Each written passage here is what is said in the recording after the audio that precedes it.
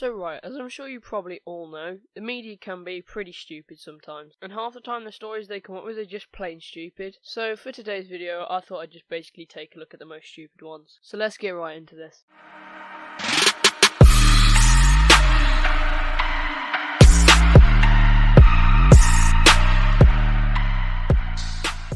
So before I get into the video, if you are new, please do hit subscribe. It does mean a massive amount to me, and if you don't, then frankly you're a seismic gap. And one other thing to stop me from ruining Ethan's weekend next week, I won't be able to upload a week from now because I'm not in my own home, frankly. So, sorry Ethan. But anyway, back on with the video. So in case you didn't already know, the media and YouTube aren't the best of friends. I mean, I wouldn't exactly call trying to make Joe Sugg seem like a white supremacist friendly, but you know. So the first headline we're going to look at was a while back, and it was to do with the YouTube channel TGF Bro. And if you don't already watch them, you definitely should, because they are actually hilarious. But if you do watch them, you'll probably remember a while back they did cementing their head into random appliances around the house. But the one that they got absolutely bum raped for was when they cemented Jay's head in a microwave. Now admittedly, this isn't the most smart idea, but you gotta do what you gotta do to get views. And obviously, to make it into the press, something had to go wrong. And this was that Jay's head got stuck and emergency services had to be called. So, as a news reporter that hates YouTube,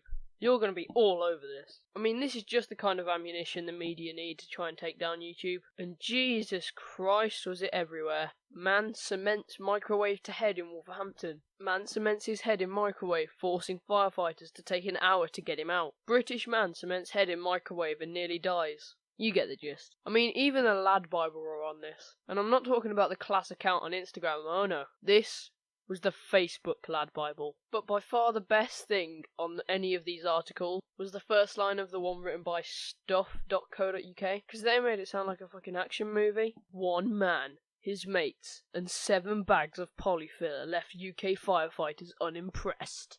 I mean, don't even lie to yourself. You could see James Earl Jones saying that. But the best part is, YouTube didn't even take a loss for this, because there was so much media coverage on this one incident that their channel actually ended up getting more views than before the incident. And obviously, this might be partly down to the BBC News coverage on it, because, you know, I'll just show you. The idea behind this video was to create this reaction and mission success, man. There's no such thing as bad publicity, in my opinion, so... But some people watching will think, hang on, here's a complete idiot. Yeah, definitely. What would you say to those people?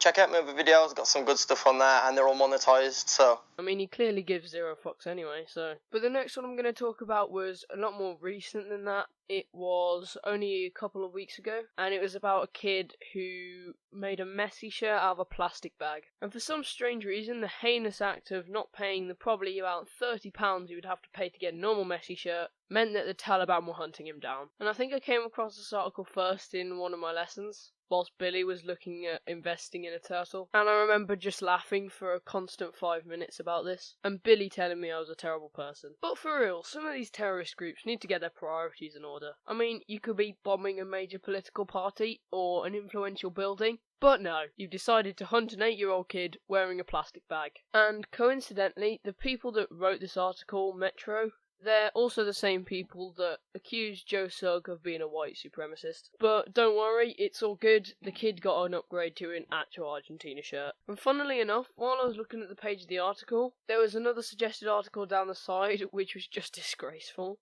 I mean, the title of it was, Man Queued for 15 Minutes to Rob Bank with a Bottle of Febreze. And that article was written on the 14th of December. I mean, come on, we're nearly in 2019 and people are trying to rob banks with bottles of Febreze. But the funniest part about this article is the brief description just underneath the title. I mean, he actually googled how to rob a bank, and then, if that wasn't enough, queued for 15 minutes in the actual bank, only to threaten the staff with a bottle of Febreze. I mean, I don't know about you, but I'll be fucking shook if somebody did that to me. But when he looks like this, it's not really much of a surprise. But finally, the last thing I'm going to talk about is some of the generic articles you get from places, and the worst of these tend to start with either Florida man or Polish man from what I can tell. I mean, just look at some of these. Polish man lost inside Sao Paulo airport for 18 days. Polish man finds bullet in head 5 years after party.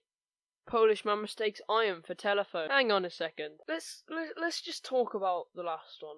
Firstly, how on earth do you mistake an iron for a telephone? I mean, it's not exactly like you keep them in the same place, is it? Secondly, I think it's important that we know whether the iron was on or off, because if he's put a burning hot iron to his ear, then he's going to be more crippled than Dan. And finally, one of the last ones, which is Polish man tries to rob a bank with a spoon. I mean, really? I mean, imagine him and the Febreze guy on his team. They would just be the most unstoppable crackheads on the planet. Not to mention the massive pile of money they'd be sitting on after all the banks they'd robbed. It's just a good thing that will never happen. At least I hope not. Anyway, guys, that's pretty much it for this video. If you did enjoy it, leave a like. I am thinking of maybe making this into a series so that I could do articles that have released in the past few weeks. So a bit of support for that would be great. And as I said at the start, if you are new, do please subscribe. I am trying to hit 100 subscribers as soon as possible. Either that or just show one of your other friends, apart from Ethan because he has no other friends. But yeah, that's it from me. I'll see you in the next video. Peace.